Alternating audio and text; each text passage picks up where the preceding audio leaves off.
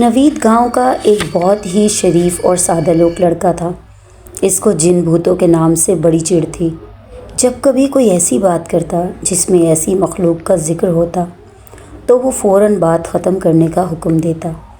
اگر کوئی ایسی بات ختم نہ کرتا تو وہ وہاں سے اٹھ کر چلا جاتا تھا۔ نوید بڑا جذباتی انسان تھا۔ وہ دوستوں کے مذاق کو مذاق سمجھتے ہوئے بھی برداشت نہ کر سکتا، بلکہ غصے سے پاگل ہو جاتا۔ کبھی تو مارنے کے لیے بھی ہاتھ اٹھا لیتا تھا۔ دوست پاگل پاگل کہتے ہوئے بھاگ اٹھتے۔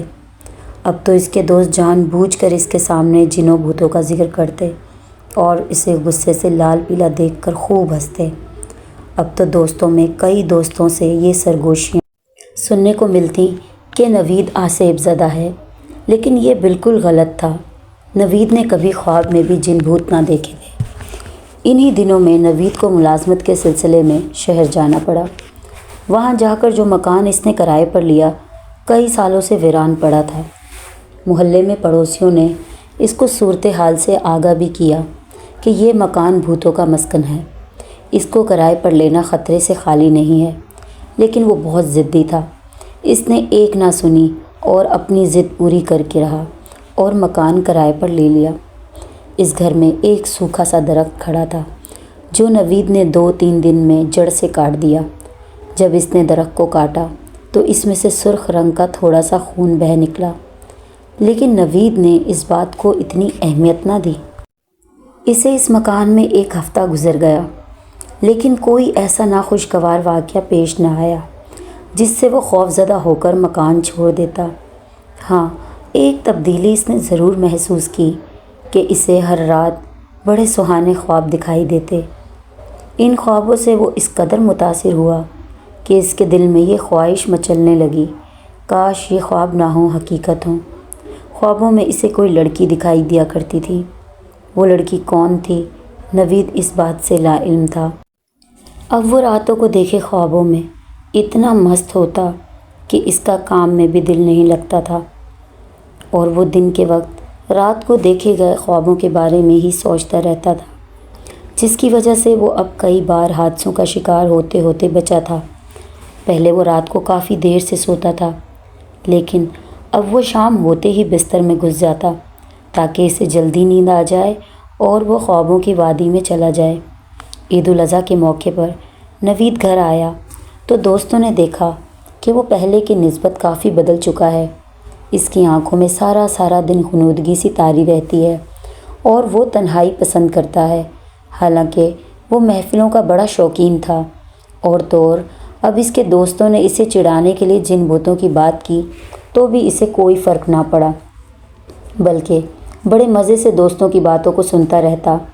عید کی چھٹیاں ختم ہوئی تو وہ واپس نوکری پر چلا گیا۔ اسے کئی راتوں سے وہ لڑکی خوابوں میں دکھائی نہ دی۔ پھر کافی دنوں کے بعد وہ اسے خواب میں دکھائی دی تو اسے اس لڑکی کی شکل بہت ڈراؤنی دکھائی دی۔ ایک رات نوید کو وہ لڑکی گھر کے صحن میں دکھائی دی اور غائب ہو گئی۔ ایک دن شام کے وقت جب سورج غروب ہو رہا تھا، نوید نے اپنے کمرے میں ایک عجیب سی روشنی دیکھی۔ پہلے تو وہ ڈر گیا، لیکن پھر اس نے سمجھا شاید یہ میرا وہم تو نہیں، لیکن اس کا دل نہیں مانتا تھا۔ ایک عجیب سی الجھن تھی۔ وہ بہت پریشان ہو گیا۔ کہاں وہ دن میں ڈھلتے ہی بستر بچھا کر سو جایا کرتا تھا، اور کہاں آج مارے ڈر کے سونا ہی نہیں چاہ رہا تھا۔ روشنی 2 منٹ بعد غائب ہو گئی اور اسے نیند آنے لگی۔ کئی دن تک یہی سلسلہ چلتا رہا۔ اس کے کمرے میں تھوڑی دیر روشنی ہوتی اور پھر غائب ہو جاتی۔ ایک رات اس کے کمرے میں جیسے کوئی اس کی بے بسی پر اس کا مذاق اڑا رہا ہو۔ یہ رات نوید نے بڑی بے چینی سے گزاری۔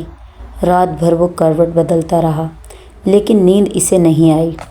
اس کے دل میں اب یہ شک جنم لینے لگا کہ یہ مکان سچ مچ بھوتوں کا ٹھکانہ تو نہیں، اس لیے مجھے فوراً یہ مکان چھوڑ دینا چاہیے۔ ساری رات سوچ بچار اور بے چینی میں کٹ گئی۔ صبح وہ اسی پریشانی میں ناشتہ کیے بغیر دفتر پہنچ گیا۔ شام ہوئی تو وہ گھر پہنچا۔ کھانا کھانے کے بعد وہ چاندنی رات کا مزہ لینے کے لیے صحن میں آیا تو اس کی نظر اسی لڑکی پر پڑی جو کئی راتوں سے اسے نظر آ کر اس کا خون خشک کر رہی تھی۔ وہ اچانک صحن سے پھر غائب ہو گئی اور نوید حیران رہ گیا۔ وہ سوچ رہا تھا یہ خواب ہے یا حقیقت۔ اس نے آزمائش کے لیے اپنے بدن کو زور سے چٹکی ماری اور وہ درد سے دلبلا اٹھا تو اسے پتہ چلا کہ وہ جاگ رہا ہے۔ نوید اندر کمرے میں آ گیا اور دروازہ بند کر کے سو گیا۔ ابھی چند ہی منٹ گزرے تھے کہ دروازہ کھٹکنے لگا، لیکن نوید اپنے بستر سے نہ اٹھا۔ تقریباً 15 منٹ گزر گئے تو دروازہ لگاتار کھڑکنے لگا۔ اس بار بھی نوید نے کوئی توجہ نہ دی۔ اس کے کچھ ہی دیر بعد دروازے کو اتنے زور سے پیٹا گیا کہ دروازہ ٹوٹ کر گرنے کا امکان تھا۔ نوید نے اسی ڈر سے کہ کہیں دروازہ ٹوٹ ہی نہ جائے اٹھا اور دروازے کے قریب آ کر پوچھا، کون؟ باہر سے ایک نسوانی آواز آئی، دروازہ کھولیے نا۔ نوید نے دروازہ کھولا تو دیکھتے ہی دیکھتے رہ گیا۔ لڑکی جسے اس نے تھوڑی دیر پہلے اپنے صحن میں دیکھا تھا، اس سے چند گز کے فاصلے پر کھڑی کہکھے لگا رہی تھی، جیسے کہہ رہی ہو کیسا بے وقوف بنایا ہے۔ نوید جھلملا کر واپس آ گیا اور دروازے میں کنڈی چڑھا دی۔ کافی راتوں کو یہ واقعہ پیش آیا۔ ایک رات وہ لڑکی پھر اسے گھر کے صحن میں نظر آئی تو نوید نے اس سے پوچھا کہ تم کون ہو اور مجھے کیوں تنگ کرتی رہتی ہو؟